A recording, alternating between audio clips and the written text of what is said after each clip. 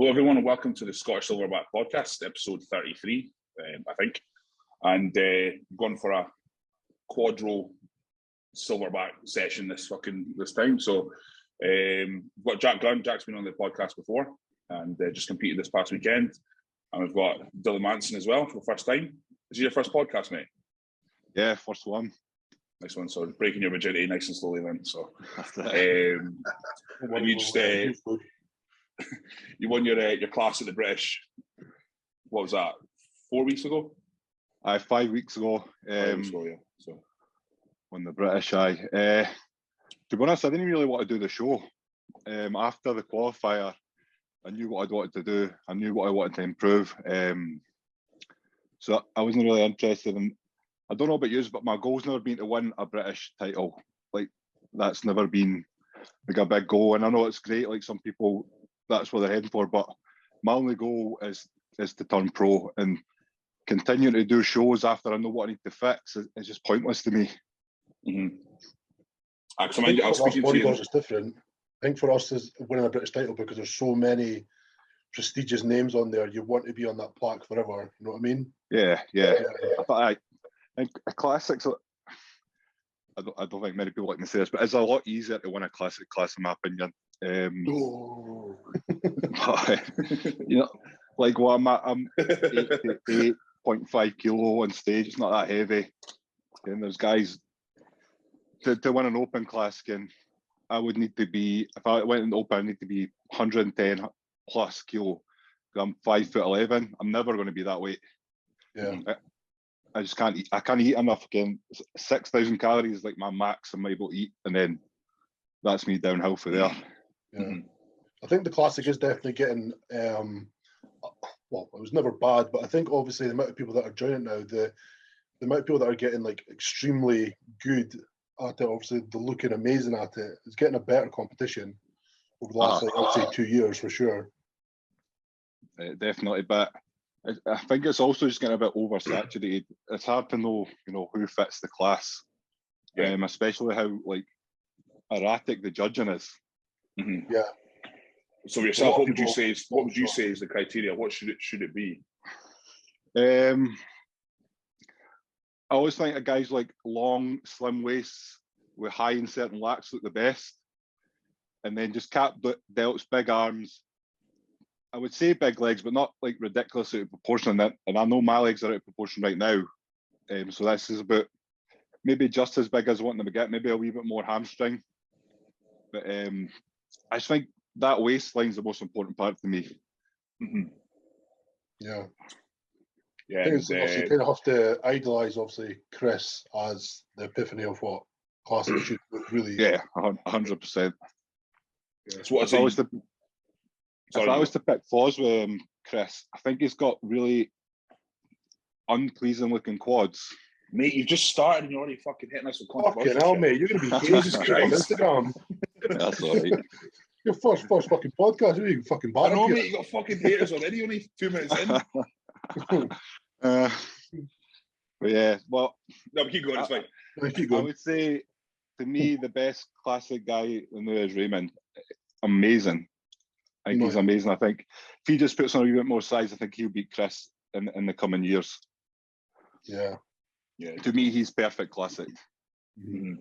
I do say he's very close in comparison, but it's like Ian always says, Chris holds a je ne sais quoi.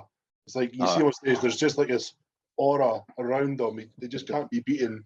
Anybody comes close to him, it's like, nope. It's just you can't take it away from him. No, 100%. But no, a British title, regardless, mate, is still fucking good. So I was obviously there. I bumped into you, so it was good to see you pick up that title, mate, and go from there. So, and Jack, you've just come off the Callum's show, first time in super heavies. How was that? Yeah, it was good. So it was a bit of a head fuck at the start with weight. We had a mix up with basically my scales are fucked. So we weighed in a bit heavier than we thought, which wasn't an issue, but it was good. I think it was like, I almost treated it like the first time is competing, going into super heavies. It's like going into the unknown. Yeah. I mean, like fucking, like like I'm 5'10", I'm backstage pumping up next to Josh Malley, and like the girl's like rolling the tan on his face, and she's like on her tiptoes, and it's like, is that absolutely man like I was like, it was absolutely like, it's probably the most, not intimidated is maybe the wrong word, but like quite overwhelming experience I've had backstage. But because obviously I was the youngest there by a fair bit as well. But no, I really enjoyed it. It was good. And the important thing for me was I didn't feel out of place in the class. I certainly could have been better. I know we could have been better, and we know what we've got to do. But no, it was good. It was good fun. Really good. And what's obviously you're going to go for heavies at the Arnold? Yeah. Right. With the new set of scales. Yeah. So we're going to try and push for heavies. The feedback from the judges there was to try and aim for the heavies. And I spoke to a couple of guys there. I had a good chat with Tom Hames and these guys as well, and they all kind of said the same thing too. So going to try and push for it. So sort of got a plan locked in. I think we can do it. It's probably going to be a disgusting week and a half. But in my head, it's only 12 days. So, see what happens. So, but I was speaking to Greg in Messenger, and, he kind of said the same thing. A lot of people said as well, my legs looked really fatigued, probably because we were doing a lot of cardio. So we've kind of looked at them in that back as well, like steps, kind of let the inflammation come down. Because when I was backstage, my legs, it was like carrying around 2 big sacks of lead. They just weren't there. So yeah, let them when you rest try up. to flex it. I mean, I've been there, and there's just like, you can, what you usually feel in like poses stuff like, you're looking like, why the fuck is none happening? I can feel this. And it's just like none's coming through. The muscles just not want to connect, and you just know they're still burnt out. It was horrible because the flight down was a fucking disaster. So the flight was delayed. So we sat on the runway for ages, and the auxiliary power unit wasn't working. So there was no air conditioning. So we were sitting on this plane, couldn't get off, absolutely melting for like an hour and a half each end. So like we got off at the airport, and I just wanted to lie down and sleep in the airport. But like, so that didn't help as well. But like, these things you can't help. So, but the Arnolds, I'm going down an extra day early, so 2 days before registration, just in case. So that's what we did last year. Yeah, Greg told me his. I think you had a horror story last time, Greg. Did you? Stress. Yeah. So I'm avoiding that. Non-stop fucking roller coaster. It was just one thing after another. Fucking couldn't get a rental car. Fucking apartment wasn't ready. Plane was delayed. Flight got cancelled. It was just loads of shit. It's like a total snowball effect, especially on like the week of a show. Like one thing goes wrong, it puts you off, and then everything else just sort of seems to follow. So I've tried to like line everything up as nicely as possible for the Arnold. So it should be good. Should be good. Nice. Dylan, since you've not been on the podcast before, you want to just give a wee bit of background as to how you got into competing and that? Because you've been on the scene for quite a while, so. Yeah. So 2018, I think Classic Physique was added, and then as soon as that was added, I was like, that class fits me. That's what I want to do. So NABA Scotland was my first show. I think you were competing that year as well, Andy. Yeah, 18. Yeah. 2018. Won that. Again, it was just a one and done. Seen what I wanted to improve. Went right back in off season. Then 2019, we done NABA again. Won that. We done IBFA Muscle XS. Won that, and then PCA. I lost that, and everybody knows how I reacted to that. I wasn't too gracious, but I've grown up a lot since then. And after that, I kind of never really wanted to feel like that again. So I took 2 years off. I think it was 80 kilo just at the PCA. So took 2 years off and come back for Two Bros in Bournemouth. And that show was also a fucking nightmare. It was like, took ages to get there, and they'll show up, and I don't want to say too much, but it's in a tiny wee tent. Everybody knows like what happens. Was that the one in the field? Aye. So I wouldn't say too much about two bros will block you on there. So there was that. That was a disaster. Came second there, so I was happy. Then I was 88.5 kilos, so I'd gained 8.5 kilos ish on stage weight in those 2 years. And then I think I'd done a short 6 month off season, and we come back for the graftism Unfortunately, I was the only one that showed up. But even from then, I could see like where I wanted to improve. I need, more arms, more back. I want a little bit more hamstrings, and I want a tiny bit more glutes, just so I can get them in a wee bit harder. I always think get to the condition that your body can handle, because I always see guys dieting right down just to get their glutes in. Their physique look terrible. They've just not got the size there to hold it. So that's my goal really for next off season. So we've done Graftism. I was the only one there, and then after that, I wasn't really up for doing the British, but already they said I had, and I've not really been compared to anybody, so I can't really say I've even competed yet. So that was the main reason we've done the British. On the day, the British was a pretty good show. Apart from I was on at 9, and then Heather wasn't on until like 7:30. I was on at 11, and Heather wasn't on until 7:30 at night. So it was a horribly long day. Aye. I mean, the way Two Bros do it, though, I do think it is. I think it's right. It's the right way to do it. Putting off solid burst. And, as much as they'll say it's not, but we definitely say it is. Yeah. There's some girls that can just slap on tan. Like they don't do anything, just slap on tan. That's literally all they have to do for the day of the show. The more muscle you have, the earlier you should be on to land that plane. Definitely. Yeah, 100%. So. No, go remind me what happened at the PCA Scottish.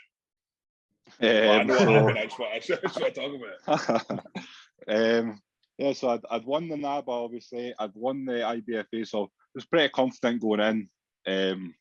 What year is this, sorry? 2019. Oh, when I was at, yeah. So I was pretty confident going in, and then even backstage, I was getting a lot of compliments. So I was all right. I was super confident going upstage, and then as soon as I moved to my outside, my face dropped. It's absolutely raging. I think I came 6th or 5th, something like that. Gave him a medal, and I was so petty, I threw it in the fucking bin right after it, and then just stormed off. And then I can't mind what I posted on Instagram, but it was pretty harsh. I was blaming the judges. I was saying they're judging the criteria wrong. Everything you can think of, I was saying just because I was embarrassed, coming 6th. But after that, I grew up a lot. It's not a big deal. I can take losing now. It's the first time I'd ever lost, so it was a hard pill. It was, from what I remember, it was the wrong call. Like 100%. That was weird. That was really, really strange. But no, we've all been there. We're like, that's what you want to do. That's what I did after the Ben Weeder this year. I was like, fuck this piece of shit. I mean, just fucking threw it. I didn't throw it in the bin, but yeah, you do kind of get used to just kind of like how to take that. You just have to fucking take in your stride, don't you? So you need them. You definitely need them. You need those shows that you kind of get put in your place, even if you're not meant to be there. It's good to get given that kind of thing that if it either breaks you or fucking make you, one of the two.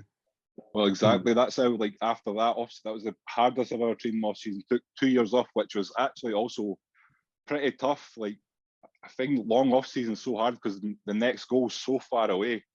But stuck to 8.5 kilo up in stage weight, so it was a massive jump. And then this year I was the exact same stage weight. I was just tighter. So I was happy with that. Yeah, I've had a few like clients in the past that have been like, "Oh, I'm only going to compete if I can come first." I was like, that's the defeats fucking purpose. If you always want to come first, don't compete.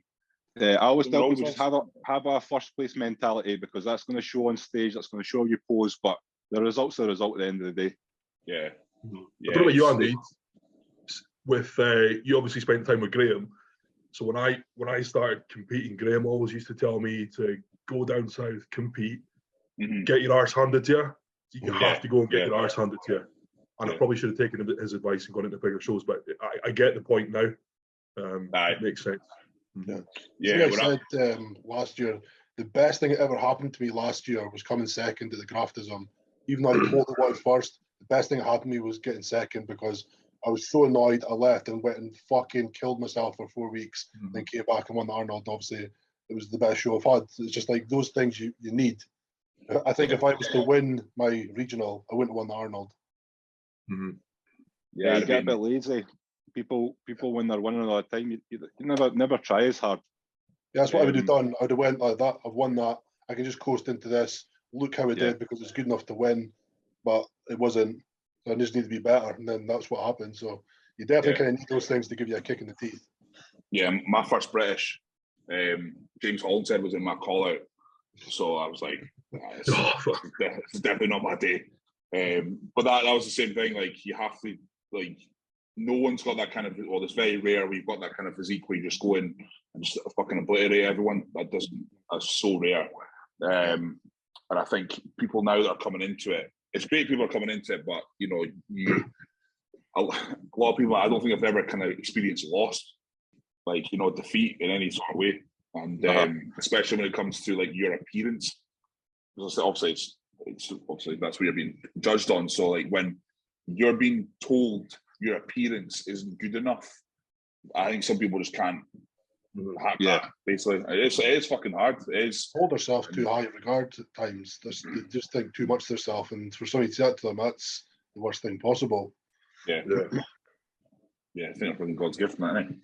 Yeah. No, I was just saying before you guys came on, that I was out for like a birthday night out in town, and I thought it'd be kind of funny to discuss like what it's like going out when people can obviously tell you train, like compete and all that sort of shit. Because like last night was fucking horrific.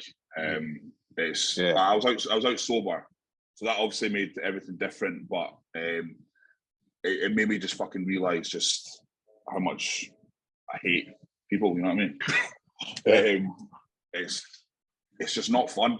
It's not fun at all. And, like, I do think that training and adding size, adding muscle does give you confidence. It gives you a lot of confidence in so many different ways. But it doesn't translate to that environment. I hate being my size in that environment. It attracts the wrong attention. Yeah, people get the wrong idea. They assume you want to fight. Assume you want everyone. it. Like, I look like a fighter. I'm not a fighter. Yeah. They even just assume they can come up and touch you. Like, I fucking hate that. Like, grabbing your arm and stuff. Yeah. You see, if you even went like that and pushed them away, they would take such offense to it. It's like, why would you think you can just come and touch me? Yeah. Like, do you know the worst thing? The worst thing is if anything did kick off and you reacted, it would likely be us who would be villainized for it because of. Yeah. Do you know what I mean? It's like, it's totally unfair. I've said this in a few posts before. It's like Andy, what you said that person said to you, like, you were like, are you fucking kidding? You just said that to me, to my face. And it's like, if you went and said, like, imagine somebody walked in, absolute obese, and you walked in and goes, all right, you fat cunt. The whole bar would hate you. Absolutely. But, like, it's okay for somebody to go, all right, you steroid cunt, and, like, walk away. It was like, I'm not caring. But if you actually walked up and said to an obese person, like, all right, you fat cunt, that would be it. You'd probably be thrown out. Like, it's totally different to what you say to people. It's exactly the same. Then again, it's like we come back to the point where people think you want that attention. They think you want, you know. But I was walking through the bar just like my head down the whole time because I do that anyway, all the time. Like, I don't want people to think that I'm looking to see if they're looking. You know, I don't want them to think that like he's clearly just walked past me so that I can look at him, type shit. It was absolutely fucking dire. My training partner left like an hour before me because he was the same. He was sober. He's like, fuck this, I'm going. But it was shite. I kind of posted about that the other day. I'll have public anxiety in any other situation, but put me on the stage and I'm fine. Like, totally fine. I don't get nervous, nothing. But you know, the people in the crowd are looking at you for what you're there for. Yeah. It's different if you go out in public and like obviously the bigger you are, the weirder you walk, the wider you are, like totally odd in public and people are just staring at you. Like, I don't mind people staring, but it's like when they give you like a long look or they really make it awkward for you if they'll come and say something, it's just like fucking hell, I'm like, here are my kids or something, like, you don't need to fucking go there. We were in me and Reagan went to the Edinburgh Dungeons one time, right? And like, I wasn't Edinburgh Dungeons, but it was some part of Edinburgh. They take you down to this fucking old part of Edinburgh. And the tour guide looked at me and went, whoa, you better not attack me when we go down there. I was like, yeah, that's funny. And then she said it again, and she said it again. I'm like, do you genuinely think I'm going to fucking batter you when we're down there? You know what I mean? What the fuck was that about? It was she made it so fucking awkward where I was just like, you know what, fuck this. I will go home. This is fish. Like, it's funny. It's so strange. It's funny you say we're getting chucked out, right? I've had issues getting in places, not necessarily getting in, but before you go in, you're told right, no kicking off now, or like you get a sort of a warning. It's like I'm far from that person to ever like kick off, but it's like it's such an assumptuous stance to make, just to warn you not to kick off based on how you look. It's like, yeah, you feel like saying fuck you, but obviously, it's that doesn't help. I'll show you. Things like most of the times you're probably bigger than the bouncers, and they're like, oh fuck. And they probably just think straight away, like, if he causes bother, we're both fucked. Better just tell him not to. Yeah, it was a club in Glasgow. I can't remember the name of it, but like we would avoid certain nights because the same bouncer worked those nights, and like he just wouldn't look at me. Like you just go, nah, not tonight. I'm like, mate, you've not even like done anything. You know what I mean? Like it's the same boy, but yeah, it's just. I mean, all of us were like some of the fucking calmest cunts on the planet. You know what I mean? We were the last people to even want to think about doing anything. Like, but I just thought it'd be funny to kind of cover because it's fucking. I can't stand that shit anymore. I really, really can't. It's you can see. How much does it take you to get drunk? Mate, a lot. Fucking a lot. What are you saying? Yeah. The thing is, I can have like it used to be. Yeah, I can have a pint, right? And I can feel the pint, but I don't get like pissed easily. If that makes sense. You know what I mean? Yeah. So it's literally like I have to. That's why I bail usually from nights out, because I have to like chain drink. Yeah. Just constant. I can't like talk. I can't do anything else. I have to just sit there and fucking down drinks just to get to where, like, if you know you can't get drunk. Yeah, if you know you can't get drunk, there's no point in drinking anyway. In my opinion, exactly. I do that for another reason. If I go out, I'll feel anxiety, and then I'll just put the drink back, and it'll stop it, and then I'll make an arse of myself, and that's why I never drink. Up in the stripper poles and shit. So it's not my cup of tea anymore. Not. So, what was I going to say, topic wise? So we had the Yamamoto today. I'm just going to cover how we look at that and just going to go for discussion. So there's a few British boys competing in that, so we can kind of have a wee analysis. Dylan, are you permanently at Pro Life? So I do PG on Mondays. I'll do Pro Life Tuesday, Wednesday. I'll do Extreme Gym 2 for both my leg days. Right. And I'll sometimes go to Flexion it. It just depends what I'm training and what the best kit is. Aye. Wish I had that variety. Fucking hell. Gym slot. That's why I moved. That's why I moved over here, because Fife didn't really have anything, especially where I was in Fife. The closest like reasonable gym was Body Academy, and then it was all just gem pop gyms. Like Gym 64 and that. Yeah. Not the best. Right, where are we? Blood. So So I've also got Jamie on the side that I thought, see, coming into the show, I was like a bit, me and Greg talked about it, like, he just didn't seem to be coming in very fast, but it seems to be the past couple of weeks he's kind of really pulled it in. And I think that lineup's pretty fucking Jack-like. So I also see like Roman Fitz as well is coming quite a bit more as well. He's just lacking so much his upper. I've always liked his physique. He's always diced. He's always diced, but he's always like deliberately losing muscle, like by training twice a day. Yeah. I don't understand why he knows that's the fucking problem.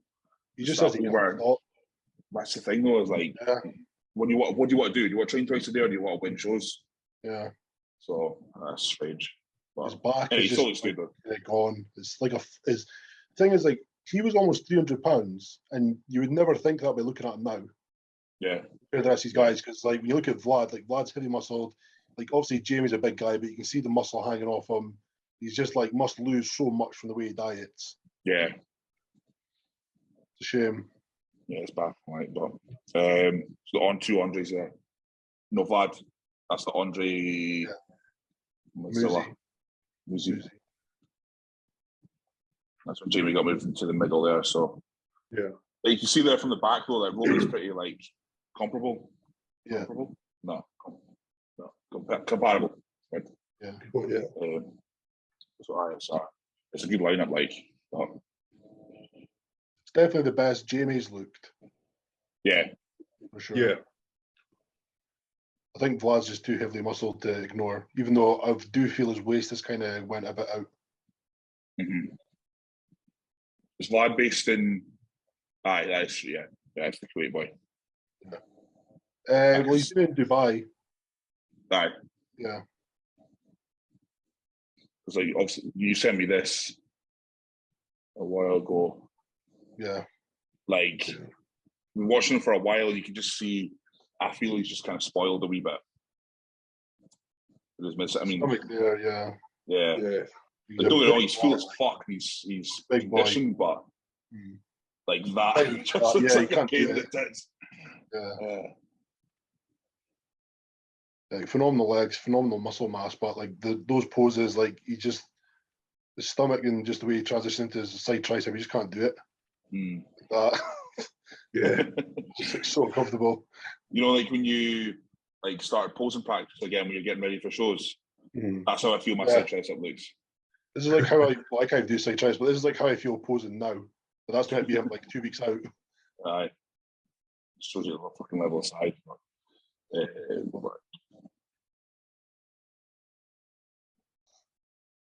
So yeah. Oh, that's classic. Who's the fuck's that? Yeah. God knows. That's there it is. So like you can see like his waist has come in a wee bit straight from that. Just to tighten up a bit. I think it's a bloody photo. But yeah, you can see like how he's definitely come in a lot more there. So maybe that's just a big bastard beefy that he done before that video. Jamie came fourth. Aye. So but no, it was a good show. Good show. And then we also have Harry Harris is competing in that as well, but he didn't touch the sides. And then obviously with Nathan Styles, who won his pro card yesterday. So was that in Italy? He got his pro card, Yeah, the amateur shows on Saturday. Pro show as well. But no, there's not a lot of photos, but I was thinking it's Nathan there behind Jamie. You can see him. I saw it is. Yeah. Oh yeah. Would you do that? See if he's won. Like we saw Dean White do it. Yeah, 100%. Would you? You jump on the post. Yeah, it'd probably be silly not to. That's what I'm wanting to do next year when I win my pro card. Yeah, I think I'd do the same as well. 100%. It's just so you can see where you line up against these guys. Like, what's your off-season plan if you've not seen it? Yeah. So like we spoke about there, like maybe you just need to get your arse handed to you right off the bat. Yeah. And then just kind of see where you stack up. So I mean, not like it's going to do NT. I mean, you just won your pro card yesterday, and you're just making compare yourself to some of the best in the world. It's not a bad thing. Yeah. No, 100%. Where you stand, but yeah, for sure. I mean, you never know. Could be fucking right lineup straight to Olympia. Never know. Dean White, never know. Yeah. You've done it. So what's the plan going forward then, Jack? Going forward for the next kind of week or so? What are you changing?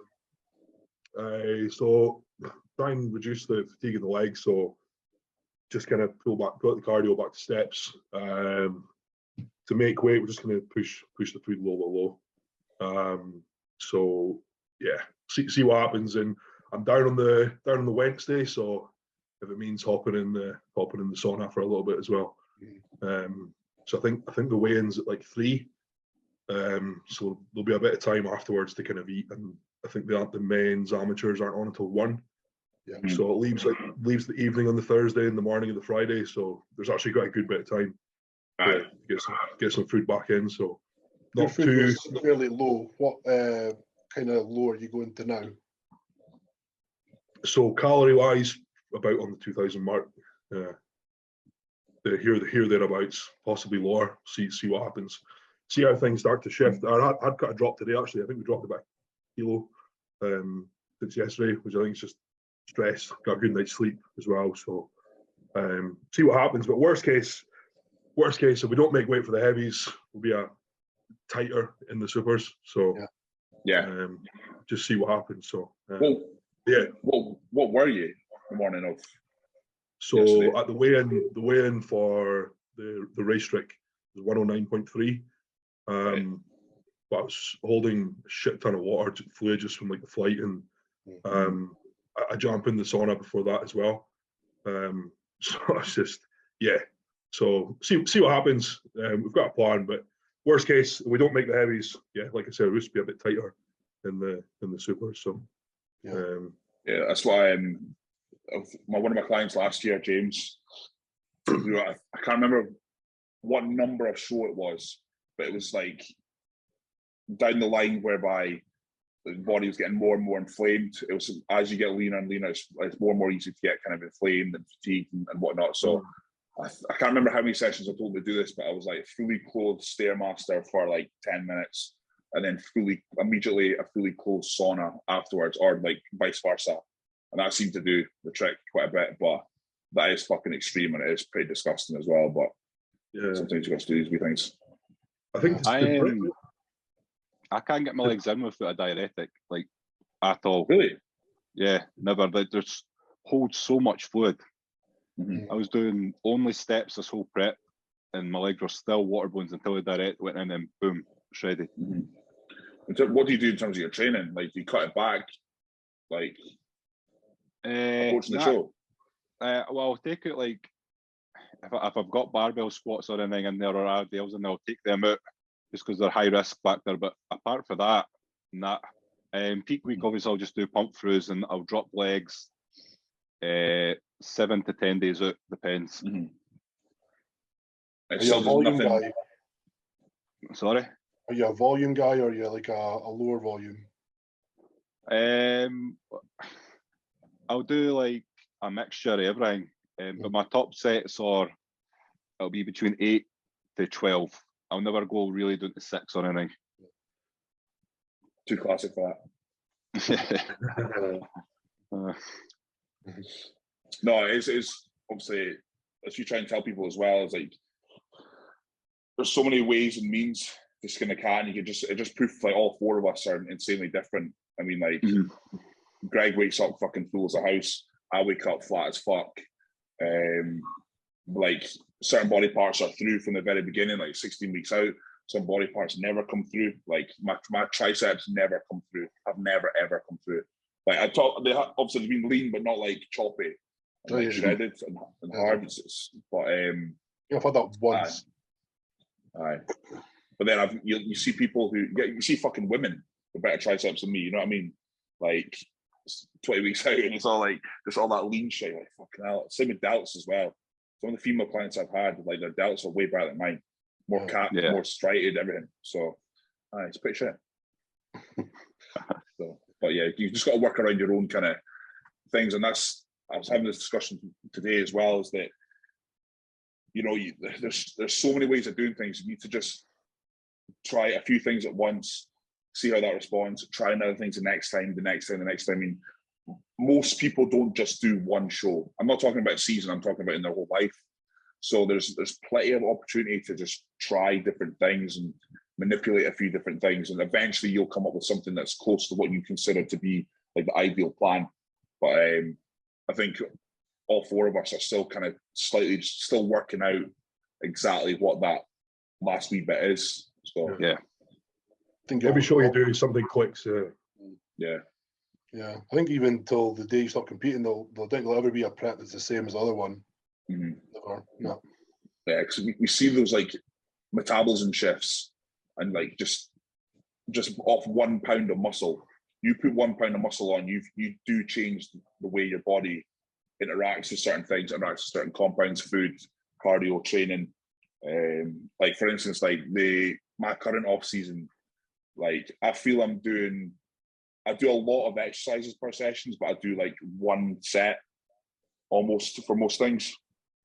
And that's just been a big flip flop before, like training delts twice a week, training hamstrings twice a week. But that seems to be like the most kind of productive my off season has been in like a long time. I feel like I'm growing at a really good rate. But I feel like when I work with Patrick, what he had me doing the super high volume stuff, that worked insanely well at the time. But it just shows you how just things kind of change and move and all that. So, but you know, we spoke about before where people are just like so married to a system of exercises, a system, like particular setups, and they just are fucking terrified to move away from it. So I literally couldn't do my 2020 prep now. There's just no way I could do that same training program. Then I would be fucking broken. I just never handle that volume. What you say, Jack? There was a good, I don't know if he's watched it, Fuad's one of the most recent RBPs. James was kind of talking about like how he's like doing his prep slightly different, playing to the look, and sort of every 4 or 5 days when he starts to go a bit flat, he's having these like mental fucking refeed days, and he's like smashing like tubs of Ben and Jerry's and stuff. I was really interesting to hear him compare it to his other preps and basically say that it's been much as such the same in terms of results, just he's been a lot happier and he's enjoyed it a lot more as well. So it's like you said, there's so many different ways to skin a cat. But obviously in the past he was just, I think, consecutively pushing low. He's done things different this time. Having that big off plan will just drop a ton of stress off his body as well. That'll be why he's feeling good and looking good. The biggest, but the hardest thing I try and combat with clients is stress. Always stressing it over the tiniest wee things, or even just physical stress. Like we're saying, the cardio you're doing, is it too much? Is you digging your body too far down? And that's why this year I only done steps, and the best my legs I've ever looked. Yeah, it's definitely you can over cardio, definitely. I mean, but again, you've worked that out. You've taken time to see over time that works for you. Whereas like you can put guys on a stairmaster for 30 minutes a day and nothing will change in terms of the look of their legs. If anything, sometimes they just get better. But I think also the factor that people a lot forget is like the training intensity. The training intensity is a huge driver of fat loss, and like if that's not there, then you're gonna have to depend on cardio and stripping your fucking food right back and all sort of shit. So that's why it's so hard for you, especially like first timers, when they're looking at Instagram and stuff and they're seeing, oh, so and so does this, so and so does that. I was like, well, like you don't know their entire setup. You don't know how hard they're training daily. You don't know how much they're doing this, much they're doing that. So it is you just have to really focus on you and just find that ideal setup. Because in 2019, that was obviously my best year. That like I was doing a large 5 guys, cookies, and a high day on a Saturday, and then I'd throw high days in during the week.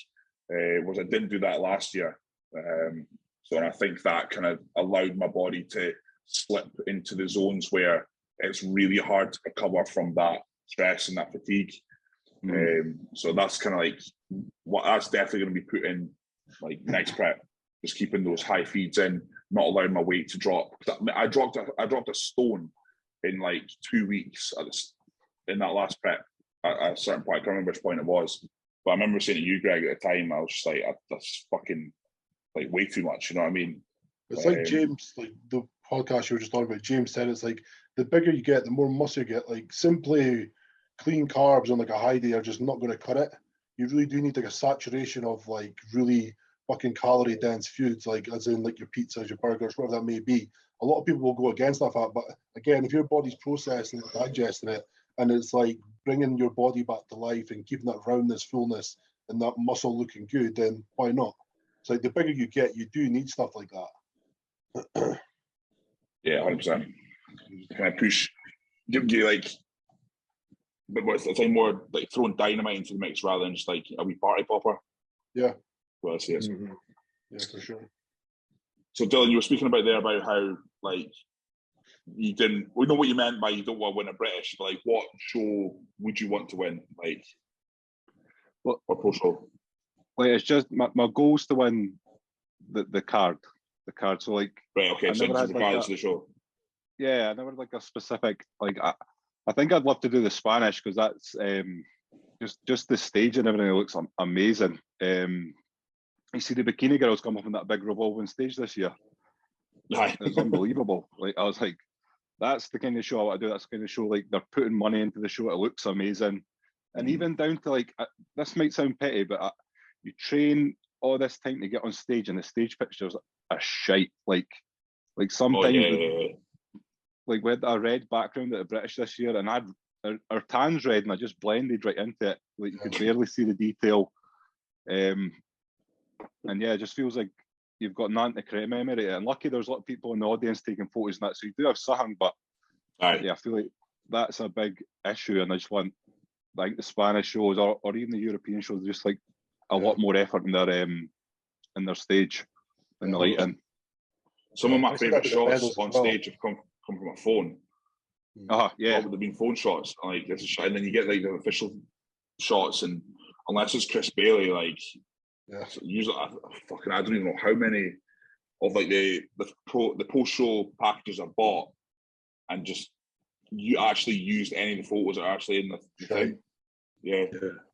It's they always catch you in the fucking most awkward positions, that your face is screwed, you're halfway in the fucking pose. And all the photos Chris got of, like, just being you, when he was actually, like, on the stairs at the back of the Arnold Stage, wasn't at the front looking at us, it was like just there, just catching the moments I was walking on, or at the back hitting a pose. They're the coolest shots, because the stage light is, like, coming right down, and, like, it's just darkness, and it's just so cool.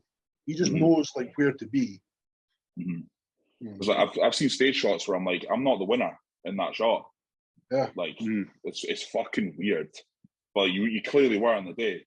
But have you ever noticed that even, like, if you're in the middle, and as they go out, the lighting they look worse, like, the closer to the outside. So it's just not even fair. You're not comparing people equally.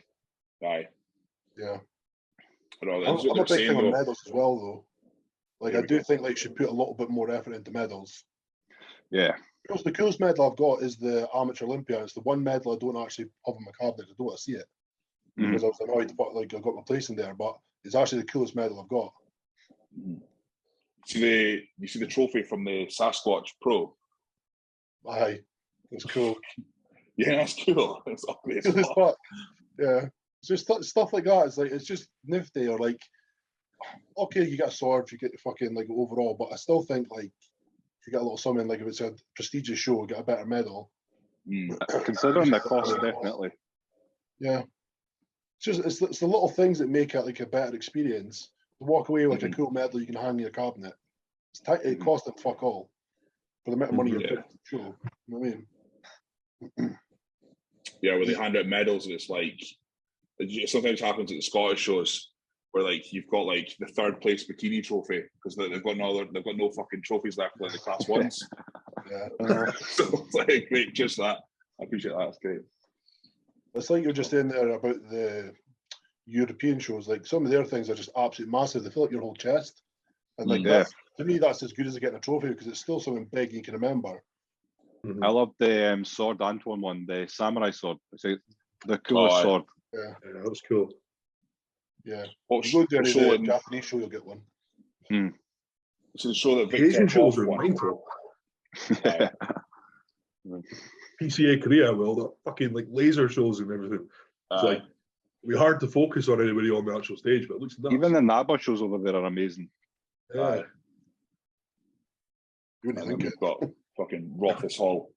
Yeah, exactly. I know. It's a good venue. Shout out to Rothus Hall. Now, you see the show that Victor Boff won earlier in the year.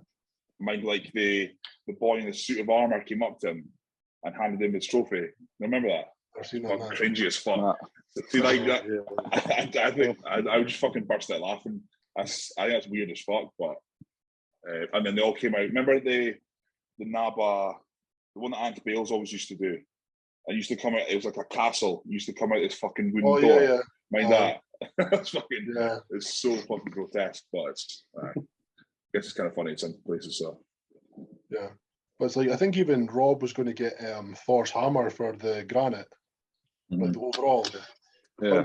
It's just something different, you know what I mean? It's nothing to do with fucking bodybuilding, but still, like, a cool thing to put in your cabinet, you know what I mean? Yeah. Was he not looking at a Infinity Gauntlet or something like that? I don't get him. That'd be cool as fuck, yeah. You think he could have got the hammer, but I think it was just he was keeping it normal with the swords. Yeah.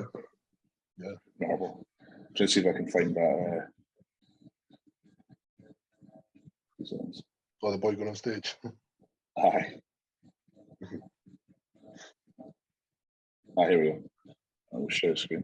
I think there can be too many shows left this season, is there? For the Olympia now. I'm not sure. Nah. No. Aye, here we go. Remember this?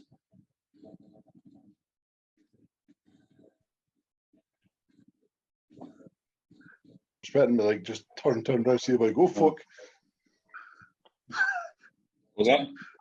Expecting like turn around, see if I go shit.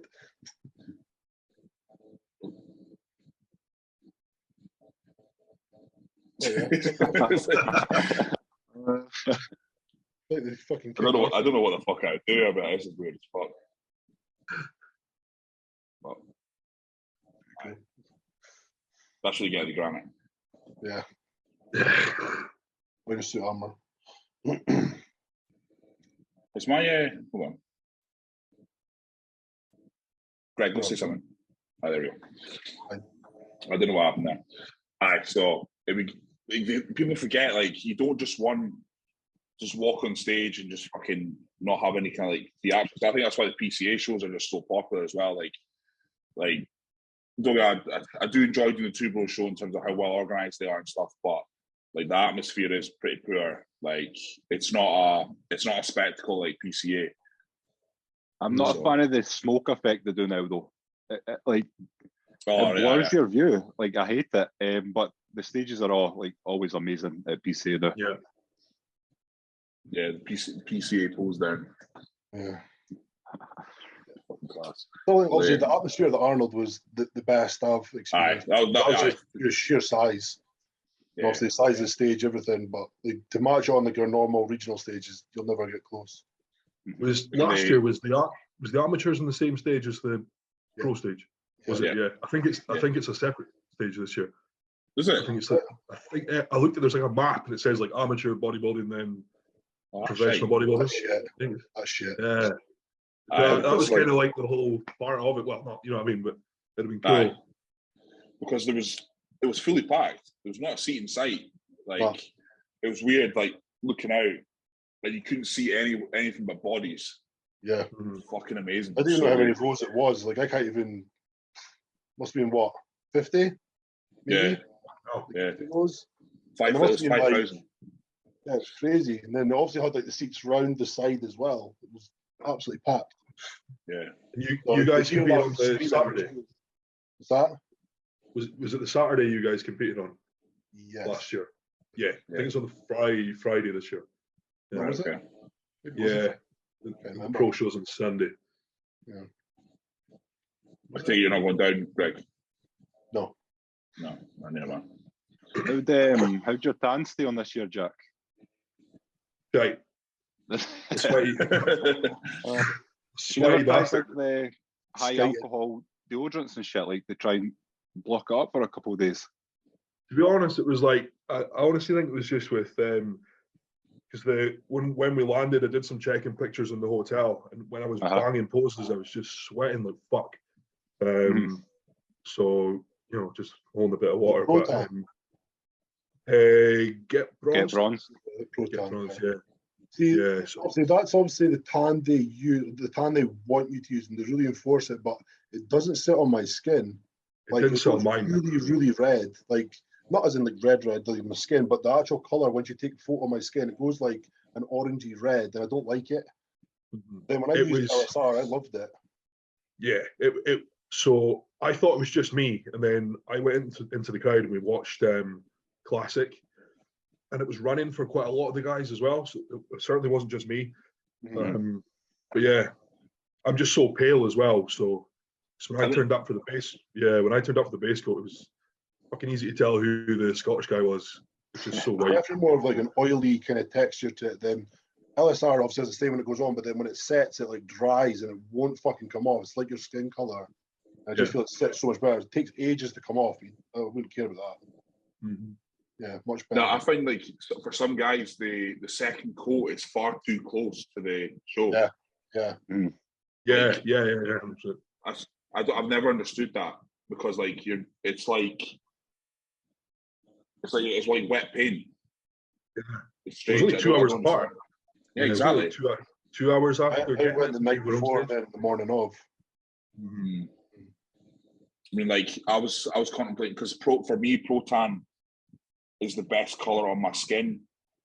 Because like I've done Jantana hundreds of times when I used to compete with UKBFF, and that always used to like get really patchy. And there's photos from the Arnold US where I got Jantana, and that was the same, like patchy through the armpits, patchy through the underpec. It was just like black. It wasn't brown. Whereas Proton, that doesn't happen with me with Proton. But with Proton, like I don't know, it just absorbs. Like it's like my body sucks in too much. So it's not like it's like a matte tan on me. But fucking tan's always been the bane of my fucking competitive career. Dream Tan's the best. By far. Yeah. Like, but you can't use Dream Tan. It's so fucking slidey though. Like, I know, every I year know, I know. my fucking hands will slip off. I met fucking clients where I've been like, don't Dream Tan your face. And they come on, looking like a fucking Goldfinger, you know what I mean? It's fucking, why did you, I told you not to tan your face. So what I used to do, I used to get a spray tan, just like a dog shit, like girls spray tan. And then I put Dream Tan on top of that, and that always seemed to work really well. So, but yeah, it's just a shame you can't use it. But Dream Tan's quite good if you're heavily tattooed as well. aye, It's got paste, yeah. Because Greg, you've never really had tan problems, from what I remember. Like the only tan I've hated was the Proton, just because it doesn't sit nice on my skin. I've had that twice, and it just sits like really reddy on my skin. And like I showed you the photo of the Armature Olympia compared to Arnold, like you just think fucking hell, the Arnold's tan was just way better. That was LSR. Do you I think remember it's 3 or 4 the times stage now. behind you changing how it looks? No, like if you actually look at me compared to everyone else, my tan was just totally different. I was like a brown. Right. And it just kind of sat really well. Like it looked like I've been on holiday for like two months, and then I was just glazed. It just looked spot on. It just sits on my skin so well and sucks in and doesn't like fucking go away anywhere. It doesn't go patchy or anything. Yeah, That's definitely the best tan for me. But for some reason, two pros don't want you to have it. But obviously, if you don't say anything, they're not going to tell. Nah. Yeah. so But they're just not as widely, well, not popular, because they're popular, but most shows do use Proton more than anyone else. So it's if you go into like a foreign country, it's hard to fucking pick anyone else around. If that's the one the show's using, you just go to them. yeah. I'm saying, Jack, see before that show, do you use any like diuretics or anything like that? This year, not. We're going to change everything. We're going to step things up for the week after next. So, which is why I'm pretty confident we'll make the weight, because really this time round we didn't really push much, so we've got a few options left. So did you do anything in terms of peaking, or did you just kind of course into it? No, so we ran like pretty high days throughout the prep, and we kind of gauge that usually we look our best sort of 2 days after the high day, once the sort of water drops off a bit. But I don't know if it was to do with traveling or whatever, but it just didn't work this time. So like I said, I'll get down to Birmingham a bit earlier this time so we can assess from there instead of before traveling and stuff. So, but yeah. I'm certain I've told you this before, but Graham always used to say to me, like, Jack doesn't need to peak. Yeah. Oh, yeah. He's like he told me so many times before. There's a couple of shows I did as a junior, and he'd see me on the Monday, and he's like, "You've got it." He's like, "You've fucking smashed it." And then he'd see me on the Thursday, and he'd be like, "You fucked it." So it's like, but like, and like as a junior, you're like, "Oh fuck, there's any point going?" But like, he was right every single fucking time. And I think I spoke to a few guys this weekend as well who just coasted in on low days, and they looked fucking brilliant. They just didn't need it. So I think maybe just the stress of any changes, maybe just don't need it. So, but we'll play it by eye for week after next. So, but Graham was right. Yeah. Do you think the peaking process is overrated? Yeah, I think. Definitely I agree. If it's not broken, don't fix it. But depends. Yeah, I guess it's like, for me personally, it's hard because this time competing, we're drastically different than we were. Carried a bit more muscle than last time, so things are slightly different. So like, depends. Yeah. Would you ever just run something into a show, Andy, or would you always try some sort of a peak? No, I've ran people in shows. I just made it fuck all. Yeah. Yeah. Yeah. I think I would always do a peak. I've done Not the most drastic, extreme peaks. I've done. different. Yeah, like I said, I made James go on a fucking sauna fully clothed. Yeah. And then I've had people being like, yeah, you look fine Saturday, let's just take the cardio out, see how you look. A little bit better from taking the cardio out, let's just roll into the Saturday. So, yeah. Just depend. It does depend, and I think you have to just.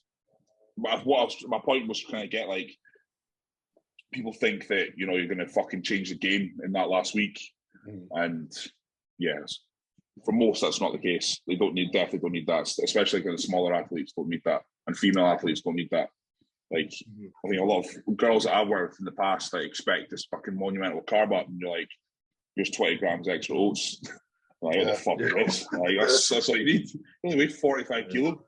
Like, but it's it's very person dependent. But I personally believe there's just fucking. We talked about stress earlier being a major component of why people coming off, and I think that whole classing it as the peak or this fucking monumental part of the prep right at the end, that is what fucks people as well in terms of the stress. Mm-hmm. So, like, if you, I guess it depends if you're like lean enough as well. You know, I mean, you hear people doing like drastic shit and they're not lean. Like, I've been guilty of it myself, been nowhere near lean enough, and then like carving up. So that's been an example of where I've had clients who, like, they're probably not they're not shredded, they're not peeled a week out for whatever reason, right? But and that I've just been like, let's just coast into the show, pull the training out 2 days. Just coast at the show, because if you do anything to try and look better, you're more than likely going to look worse than better. So, like, if you pull water while you still got a layer of fat there, you're going to look way worse. Or diuretics or whatever the fuck. So it's very circumstantial. But yeah, if you're peeled and shredded a week out, there's very little you can do wrong. I feel in that last wee bit. Your body will respond really well with how efficient it is. So,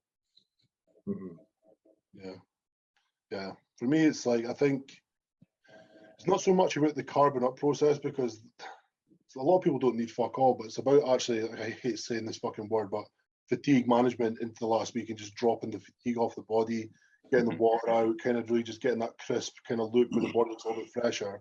And, like, I think that should be done for everybody.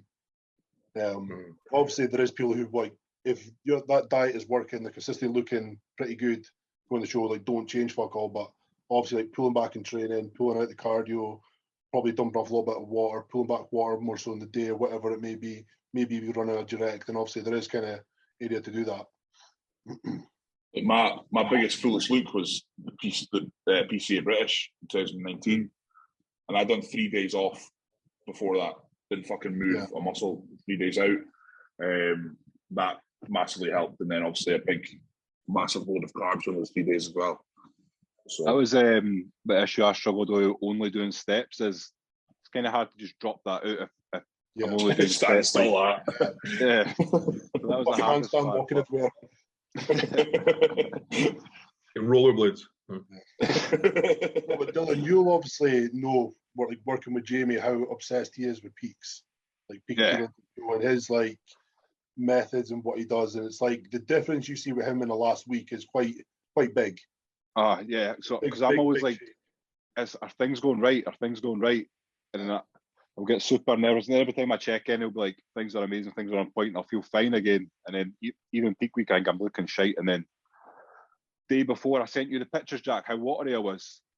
Yeah, it's mental. Yeah. And then in the morning, boom, I was diced. Like, he knows what he's doing for peak week 100%.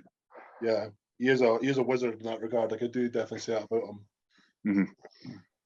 It's just his way of doing it. It's like he knows where to load, the direct to kind of pull off just a little bit of water. He knows you're tighten up by, like, he knows you're tighten up by the morning. He's like, right, we've got another day. We're probably pushing our 10% fullness on you. So we'll do the same diet again. Run this direct. We'll probably cut water here. You wake up in the morning of the show, fucking bone dry. He knows, like, when to kind of push that. 100%. It was even good, just good having him at the show as well this year. It's massive having him there. He just his eye straight away when he says like, right, yeah. okay, we'll do this. Even like this is the first time I pumped up without kit. He just pumped me up like he was a resistance. It's the most pumped I've ever been. Yeah, he is good when he knows. Like, that's what I think is the best with Jamie is his peaking. He just has an eye for it. Mm-hmm. That's interesting. Boys, that's just coming up to an hour, so don't like to get too far over that. In his bed. Was he shattered? Yeah, I've not slept in ages. So what I noticed as well, Jack, just before we stop, right, it's like your face doesn't seem to change on a prep. No, I've always got chubby cheeks. Always. Always, yeah. I am always a fat cunt. Yeah, basically, I know. Always a curse, you know. It's it just doesn't go. I know. Yeah. I was going to go two ways. Like, I know you call me a fat cunt. I know. Yeah. Blame behind the screen, I know. You see, like Beacon Grimes, like his face doesn't change either. It's but like you get people, you pull like 30 grams of carbs out in the fucking their skull by the end of the week. You know what I mean? There's still a pretty fucking disgusting week and a half to go, so you never know yet. You never know. Yeah. Something could happen, so we'll see. That's the objective, skull. That's it, yeah. So we'll see. Anyway, Jack, best of luck with the Arnold. Thanks, guys. 2 weeks. And Dylan, cheers for coming on, mate. Hope you enjoyed your first podcast. But yeah, we want to try and get all the boys and all the Scottish boys back on at some point, like discuss different topics and stuff. But it's good to have you both on just to kind of shoot the shit, because I was saying to Greg, like, we are outnumbered in terms of like the English competitive population. So, you know, it's good to get eyes on all the guys in our country and that, and just kind of get our faces out, basically. So well, if you made it this far, guys, cheers for tuning in, and remember to subscribe to the channel, like, comment, all that stuff, and we'll if you want us to answer any questions as well, just stick them in the comment bit below, and we'll fire that into next week. Cheers, guys. Cheers, thank you.